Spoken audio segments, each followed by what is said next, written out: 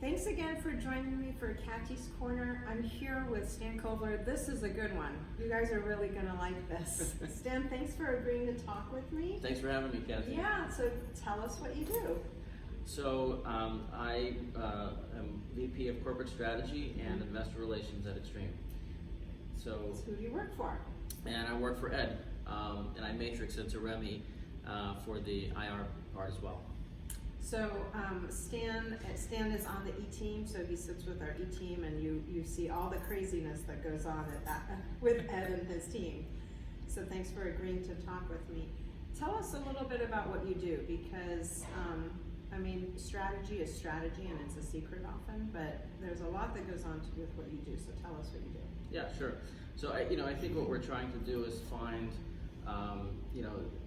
the positioning in the market that best fits Extreme. What things that we have in our arsenal that can help us succeed, what things we need to do, if it's internal or external. So sometimes it's things like working with sales leaders or in a particular vertical to help drive our story and positioning in a particular market. Yeah. And sometimes it's getting involved with M&A, helping Ed and Norman and the rest of the E-team with the target that we previously identified when we acquired Raleigh. Got it. Lately, it's been a lot more internally focused, as you can imagine. There's a lot that goes on in your job from the IR side on Wall Street. So tell us a little bit about that, and also tell us about your background, because you worked on Wall Street for a long time. Okay, so it's a long question. Well, first tell us what you did on Wall Street before you came to Extreme. So before I came to Extreme, I was what's known as a sell-side analyst. And what that meant was that I followed the technology industry, and I would publish reports on particular companies and also on the industry as a whole. Yeah. And I had the last sector of technology that I covered was specifically smaller capitalization companies. In the realm of Wall Street, that meant I covered companies that were anywhere from 500 million to actually $30 billion, like Corning and Western Digital, CDH. So some pretty large companies in that realm. And in the past, I've covered different areas like semiconductors, a little bit of software. A lot of it was having to do with hardware. Previously companies like the cell phone companies like Motorola and BlackBerry, and so I've always been around tech, and pretty much my entire career was on Wall Street in some form of research before. And you worked at Citibank, is that right? The last bank that I worked for was Citi. Okay. That's right, yeah. So you have to, it's a great story of how you got to involved with Extreme and how you even decided to come, and I understand you quit your job and you've moved to Raleigh for Extreme 2 years ago. So tell us the whole story, because it's a good one. Sure. Yeah. So what happened was that Citi had a conference in, I believe it was June of 2017, and it was specifically for smaller cap companies, but across all of the industries. So it was anything from technology to healthcare to banking, etc. And I got an inbound request from the external investor relations firm that Extreme was using to have Extreme attend this conference, in addition to the companies that I was hosting within my coverage. And I said, sure. What's different about Extreme these days? Because having covered Cisco for many years and Juniper, it was always one of the smaller companies in that space. And I had never formally covered Extreme as an analyst. I actually covered Foundry, and I covered Brocade as an analyst, and I covered Avaya as an analyst. And one of the things that we did, that we got known for as a team when I was still at Merrill Lynch in the late 2000s, was we published one of the first reports when Avaya was public, telling people, by the way, this company should go private. And we did a whole leverage buyout analysis on it, and that was kind of our pitch as a team. So I'd covered all these companies before, and I know the history.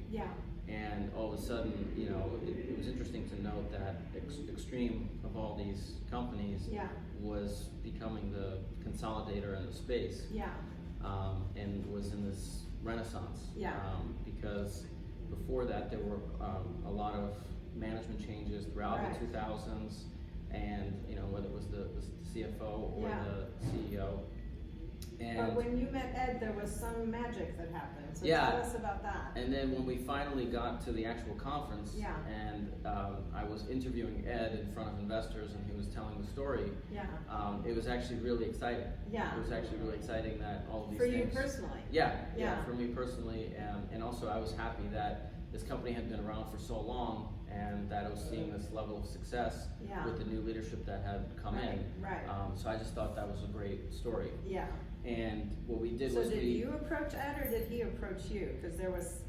so the next step was we agreed that over the summer, I would take him to Boston to market with investors. And I hadn't covered the company yet, but we would sort of take the show on the road. And so there was Extreme Now and all these things that you guys were doing for customers that I actually didn't even know about at the time. But you know, we sort of hit the road with investors, and Ed started telling the story.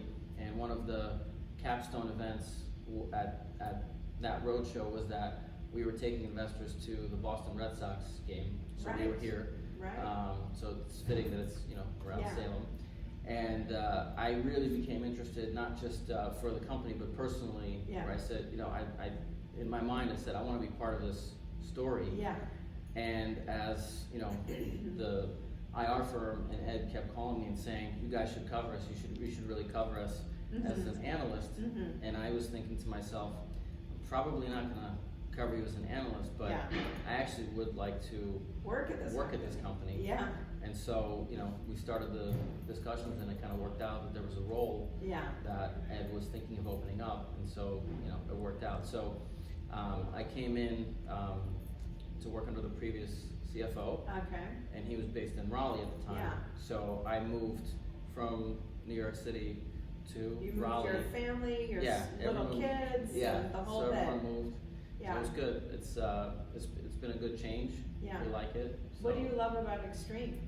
Because you know, it's a big deal to leave a Wall Street job, and you meet Ed, and you quit your Wall Street job, and you move everyone down to Raleigh, which you probably hadn't really lived at. You hadn't been there much before, right? You'd spent a little bit of time there for meetings, probably. But it was very fitting, because when I was applying to business school, and so I did business school in the late 2000s, and I actually applied to Duke, which you know, I live around the corner from them. And I missed my flight to go to the Duke interview. And so, one way or another, I found my way back to the Raleigh area. So tell us what you love about Extreme. What I love about Extreme, I think, is that there's always something interesting and exciting going on. Right? And especially, I guess, in my role, you know, there's always something that the E-team, there's always some initiative or something that we're driving towards. And that's really exciting, because there's always, you know, something to do or some goal to drive to. And then tell me what you love about working for Ed.